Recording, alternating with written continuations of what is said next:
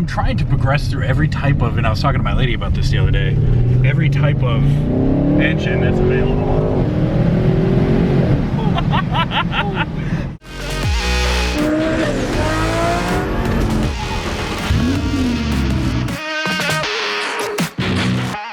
I'm actually not sure how to start this video because I don't know chronologically if you guys have seen the R8 RWS ownership video, because I had so many filmed and they're all in this giant long list.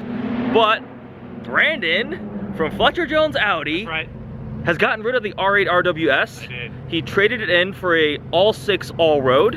And then went to the Audi parts catalog, picked up a couple RS6 badges. What else you get? Wheels and yeah, and Brakes. Brakes too. Expensive, yeah. Yes, the brakes Not are even get very. ceramics either. Oh yeah, you couldn't afford it, right? The badges were too. In all seriousness, this is the brand new RS6 Avant, and it's properly epic. Wagon royalty, and we already have. This is what you've had it for. How many days? 9. 9 days. Roof box is on. OEM roof box for even more practicality. Look at this color, Navarra blue.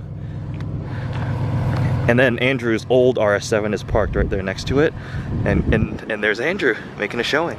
C7 RS7s came standard with 20-inch wheels. You could go up to 21s, but a lot of people, like I did too, Andrew has aftermarket 20s on them because you get a little bit more sidewall. 22s are the upgraded size on the RS6, and they are enormous. 22-inch wheels. Nice little idle back here. Now this is going to be very, very similar to the RS7 we already filmed, drove. That was also thank you to Brandon. That car sold immediately, but it was also fast, quite a bit heavier, essentially just wagon body style now. I personally would probably go for the wagon because, well, it's $5 grand cheaper, but also just looks so much cooler. Overall, Americans don't really like wagons and they don't sell well, which is why the earlier generation didn't come, why we only got this sportback version of the RS7. When I was shopping for my car, if I could have gotten an RS6, I probably would have done it. It already has been slightly lowered, essentially the dealership version of VCDS, where you can lower it, he said almost an inch. So there is not much of a gap there at all. Look at that fitment. And then if it's got tints already, just recently tinted. Oh, no frameless windows. That's something I did not know. So the 7 body styles have frameless windows. This has actual frames. RS6, finally in America. Red cross stitching on the kind of hexagonal pattern RS seats. Sunroof up there that is kind of blocked by your roof box now. The giant touchscreens, all the same tech that you would find in the RS7. This is so cool. And if we go back here, same thing back here. More cross stitching, but look, long roof. I'm so excited. And Navarra blue. And Navarra blue just looks so good too. Check out all that trunk space. Yes, I mean, laterally, or whatever you want to call this direction, it's still similar to the RS7, but you have more space up because wagon. More important things I always have to demonstrate. Soft closed doors. A feature that Andrew's RS7 is not equipped with, which is why he needs to sell it and buy an upgraded RS7. I do not have soft closed doors because I know how to close my doors. Yeah. What, you're struggling to close doors? What do you... That's the rear wheel moving around. That's crazy. The way 4-wheel steering works is at high speeds, the rear wheels turn in the same direction as the front wheels for better stability, and at low speeds, they turn in the opposite to virtually shorten your wheelbase to make it much more nimble. So U-turns, parking lot maneuvers are way better, and at higher speed, it does become a little more stable, and it's subtle. It's not like your rear wheels are turning the same as your front wheels, not like pivoting the car. Just a couple of degrees are enough to make a difference, and it's pretty awesome. That noisy. Like, it's there, but it's not like amazing. Bleeding ears loud. We're talking about sound right now. It seems more subdued even than that. Yeah. Which I get, it is, at the end of the day, it is a family station wagon, right? And that's the whole purpose of this car. Yeah. But, you know. And the Spider that Eddie had. Yes. With that little glass window that goes down in the back. That was the best. That convertible supercars, you put the little rear window down like on my R8, and even if it's raining, you can hear the exhaust.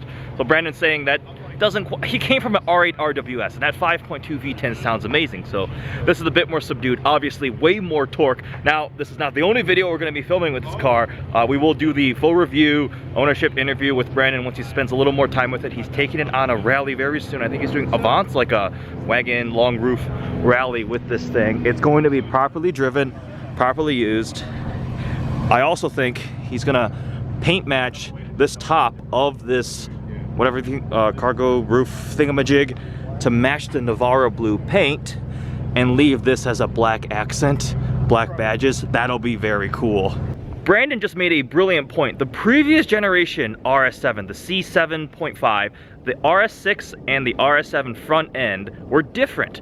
The Avant RS6 kept the 6 dial, whereas the 7 had the 7 headlights.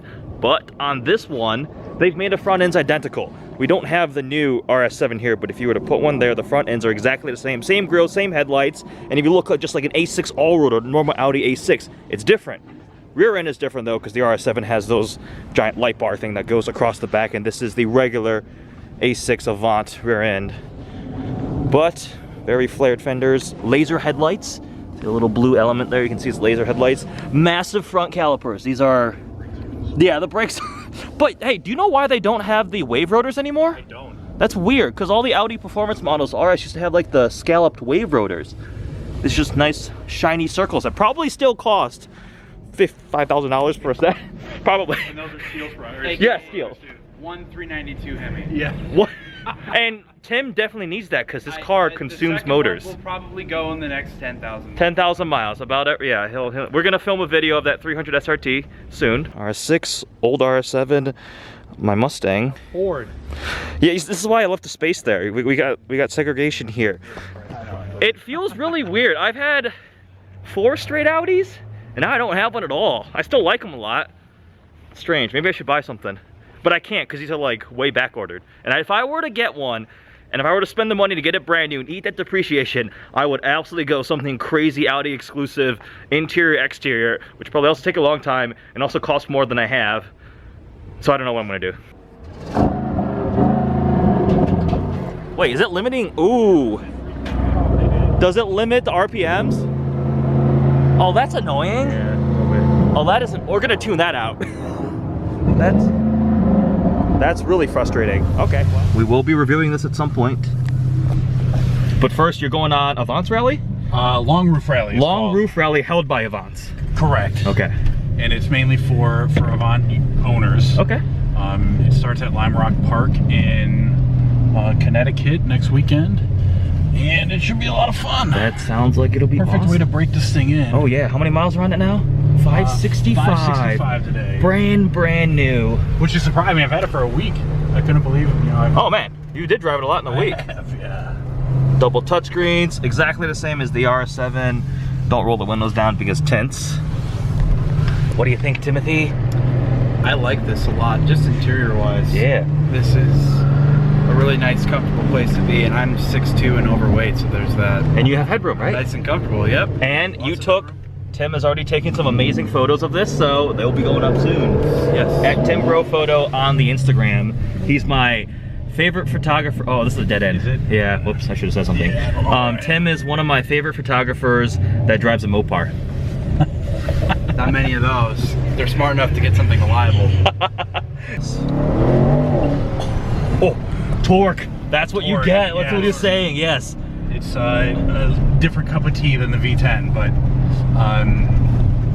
I'm trying to progress through every type of, and I was talking to my lady about this the other day, every type of engine that's available.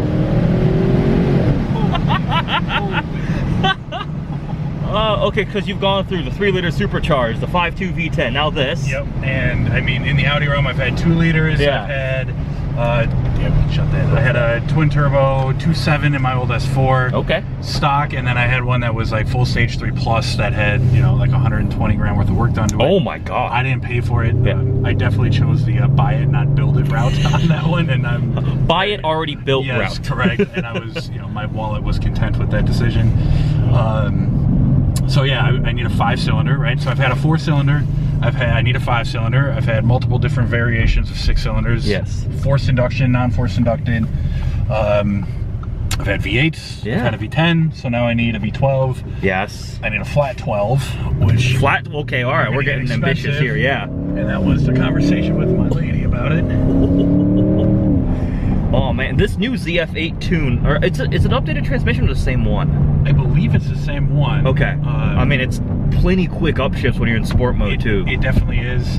I typically leave the car in dynamic as you know, I've put these miles on it so far. But I am interested to see what it's like on the freeway for, you know, 1,000 miles next weekend to get to the East Coast. Yeah, and you already lowered it with the Audi tool, but Correct. essentially VCDS, right? Yeah, exactly. Cool. It dropped it, I think we did 22 mils, so just wow. under an inch. Okay. We were playing around with it. We actually dumped it all the way basically to the frame rails. Wait, you could full vent it? We did, and it went like 85 mils. So I mean, Oh my I'll show you a God. picture. It's Yeah. unbelievable. It's like, Send me that it's picture. like slammed on the floor. I'm sure your driver assist, everything was probably not happy about that. It was actually in service mode, and Okay. you know, it looked good the business, but not something that I would want to drive every day. Even with this 22mm lowering, did you have to realign or do anything with resetting the adaptive cruise? Nope. Because I've heard it can happen. Yeah, I heard that as well. Okay. It was a concern of mine. Yeah. But nope, no issues. All right, cool. Here it is. Quick little cruise in the brand new RS6 Avant. Just power. Man, see, like people ask me, do I miss my RS7? And overall, no, because I love my GT350R. But then I get in Andrew's car or your car now or the RS7, I'm just like, it was so nice. The everyday livability is the underlying best feature of this car, in my opinion. And somewhat known, but not necessarily 100% known, right? A lot of people see the R7 or the RS6 and might think it's a little aggressive, but I mean, even in dynamic, it's extremely comfortable. Yes. And this has the optional 22s on it, which is obviously goofy, especially for Chicago roads. We but- have bigger wheels than that Range Rover. Yes, and somebody on my forum actually pointed out that I think he has like a 08 or 09 Yaris, and that his wheels are smaller than my brake rotors, which I found to be Oh, very like comical. the Toyota Yaris' entire wheel. wheel. The diameter of the rim is smaller than the actual, just the brake rotor in this car. I mean, yeah, It's goofy. they're a bit massive, but again, it's a massive heavy car. I wish you the best of luck in enjoying this Thank you, sir. vehicle. I I appreciate cannot wait to see it more. I can't wait to see more Tim Bro photos. There he is. Jeez, that was a nice wave. And yeah, this was a quick initial impressions and tour of the new RS6 Avant. I already had a couple people comment, Doug beat you to the review. I'm like, yes, Doug is Doug, but I beat him to the RS7. That's right. Thanks to This Mr. guy. Brandon here. Yeah, well, it was literally one of the first cars in the country. Right? As this one was as well. Yes, that's I also think- true. I think I read that it was sub 75. Okay, because the first 25 were the Nagaros, Correct. and this is... And this one came over on the second ship. I missed the first ship. It actually was at port in Emden the day that the Navarra They class shipped left. it on a Hellcat? Yeah, on a Hellcat. Yep, exactly right. Okay, so this was very, very early on. Super early, and it was from my internet sleuthing and being a loser. I found out that Audi Zine. it was the 735th 2021 Audi produced worldwide. Wow. For whatever that's worth, which is Oh, wait. literally nothing. Oh yeah, they were all 21 model year cars. Correct. Gotcha. Very cool. Well, there it is. Make sure you follow Navarra at Navarra_RS6. Yep. It's more in Timbro photo. If you need an Audi, go to Fletcher Jones. I will be posting SQ7 review. They might already be posted at this point. R8 RWS, which is obviously outdated now because he no longer has an R8 RWS anymore. And eventually the review of this thing. Thanks for watching.